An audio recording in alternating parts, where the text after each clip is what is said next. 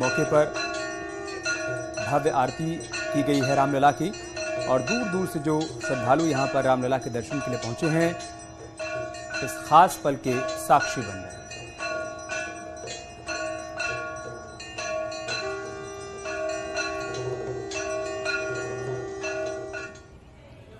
तो ये आखिरी बार है जब अस्थायी मंदिर में रामनवमी मनाई जा रही है, राम जन्मोत्सव मनाया जा रहा है। इसके बाद जब रामनवमी राम जन्मोत्सव का आयोजन होगा तो वो भव्य राम मंदिर में होगा, क्योंकि तब तक भगवान राम विराजमान हो जाएंगे अपने भव्य राम मंदिर में। और यहाँ देखिए बड़ी संख्या में श्रद्धालु रामनवमी के मौके पर अयोध्या पहुंच रहे हैं, लाखों की संख्या में। और इसी के मद्देनजर पुलिस प्रशासन ने भी अपनी पूरी तैयारी कर ली है। पीएसी पैरामिलिट्री फोर्स की तैनाती जगह जगह पर की गई है। सुरक्षा को लेकर चाक चौबंद इंतजाम है। पूरी अयोध्या नगरी में जगह जगह चेकिंग भी हो रही है और इसी सिक्योरिटी इंतजामों के बीच लाखों की संख्या में पहुंचे श्रद्धालु भगवान राम के दर्शन कर रहे हैं।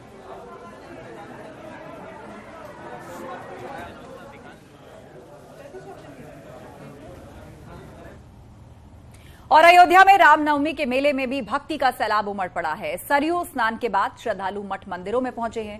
भगवान रामलला के भव्य जन्मोत्सव कार्यक्रम का आयोजन हो रहा है।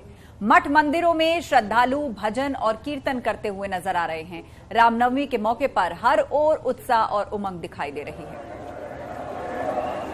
और ये तस्वीरें आप सरयू तट से देख रहे हैं, जहां सुबह ही स्नान के लिए सैकड़ों की संख्या में श्रद्धालु पहुंचे और उसके बाद मठों और मंदिरों में पहुंचे। रामलला का दर्शन सभी श्रद्धालुओं ने किया और उसके बाद भजन कीर्तन में भी शामिल हुए। तो किस तरह रामनवमी के मौके पर राम जन्मभूमि में उत्साह उमंग का माहौल तमाम श्रद्धालुओं के बीच में है, वो आप तस्वीरों में देख सकते हैं।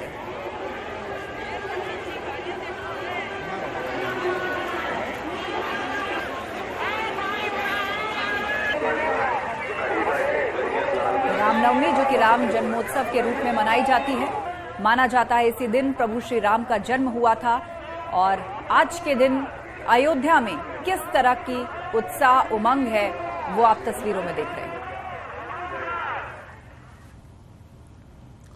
तो अयोध्या में रामलला के दर्शन करने आने वाले श्रद्धालुओं के लिए एक अच्छी खबर है। 29 मार्च 2023 से हेलीकॉप्टर सेवा शुरू हो गई है और इसके जरिए आसमान से भक्त अयोध्या नगरी का दीदार कर पाएंगे। यह हेलीकॉप्टर सेवा यूपी पर्यटन विभाग ने शुरू की है। श्रद्धालु सुबह 9 बजे से शाम 6 बजे तक हेलीकॉप्टर के जरिए अयोध्या धाम का दर्शन कर पाएंगे। हेलीकॉप्टर में एक बार में कुल 7 लोग सफर कर सकते हैं। एक बार का सफर 8 मिनट का होगा और इसके लिए प्रत्येक श्रद्धालु को 3000 रुपए देने होंगे। आसमान से अयोध्या में सरयू नदी, राम जन्मभूमि, हनुमानगढ़ी और अयोध्या के अन्य मंदिरों के दर्शन हो पाए।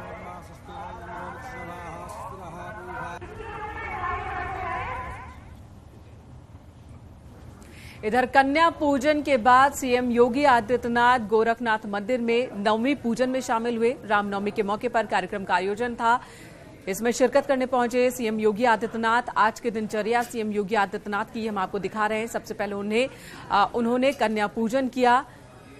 हर साल सीएम योगी आदित्यनाथ नवरात्रों के दौरान व्रत रखते हैं, उपवास रखते हैं और उसके बाद नवमी के दिन कन्या पूजन करते हैं। फिर बटुक पूजन किया उन्होंने, आरती भी उतारी उन्होंने, कन्याओं की भोज करवाया। सीएम योगी आदित्यनाथ की शक्ति साधना की ये तस्वीरें हैं। हर साल चैत्र के महीने में और साथ ही शारदीय नवरात्र के मौके पर भी सीएम योगी आदित्यनाथ उपवास रखते हैं 9 दिनों का और उसके बाद इसी तरह से कन्या पूजन करते हैं।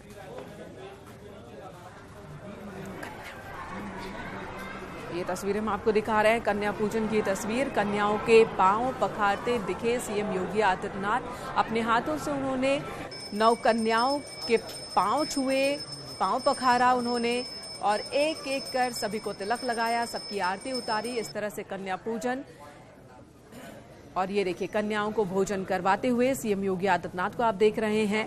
9 कन्याओं के साथ साथ यहाँ पर बड़ी संख्या में कन्याएं और बच्चे आज के मौके पर भंडारे के लिए पहुंचे थे और इन सभी को सीएम योगी आदित्यनाथ ने भोजन कराया।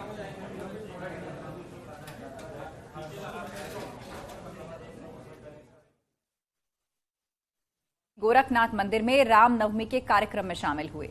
पूजा अर्चना के बाद मुख्यमंत्री योगी ने प्रदेशवासियों को रामनवमी की बधाई दी और साथ ही कहा कि भारत की ताकत लगातार बढ़ रही है। बिना भेदभाव के यहां विकास हो रहा है। गरीबों से लेकर किसानों सभी को योजनाओं का लाभ मिल रहा है।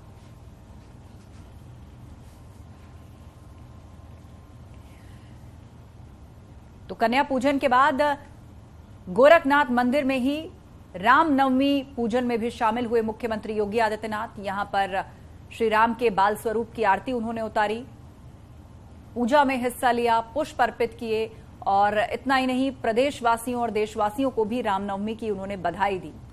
रामनवमी के मौके पर देश को लेकर भी उन्होंने कई महत्वपूर्ण बातें कही और कहा कि मौजूदा सरकार के कार्यकाल में लाभ और विकास योजनाओं का फायदा जो है वो समाज के हर वर्ग तक पहुंच रहा है।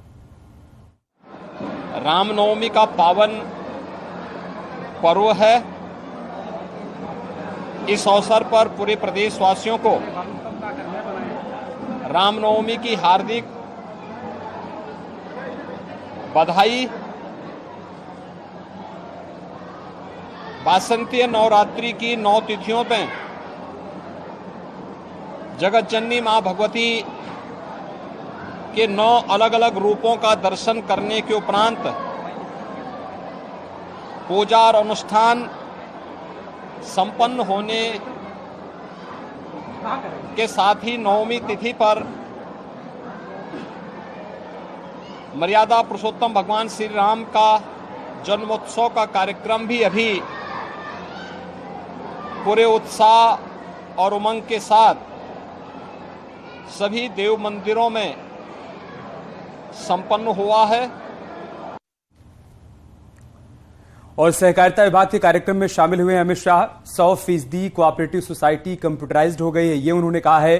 केंद्रीय सहकारिता मंत्री अमित शाह ने शुभारंभ किया कार्यक्रम का।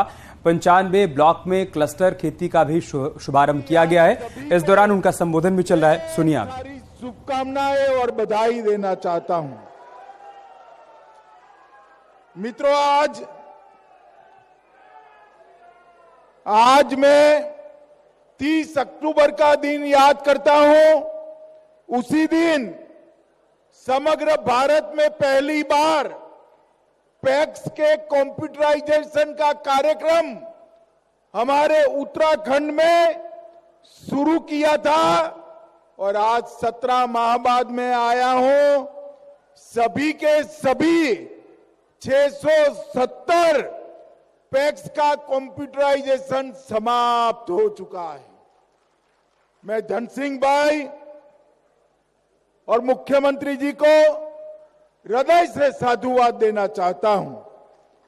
मल्टीपर्पज पैक्स हमने अभी तो कुछ माह पहले मॉडल बायलॉज भेजे थे, सर्कुलर किया था। यहां पर 95 मल्टीपर्पज पैक्स बनाने का काम समाप्त हो चुका है। इसके साथ साथ 95 जन औषधि केंद्र कोऑपरेटिव सोसाइटी के अंदर और इसके साथ साथ जन सुविधा केंद्र भी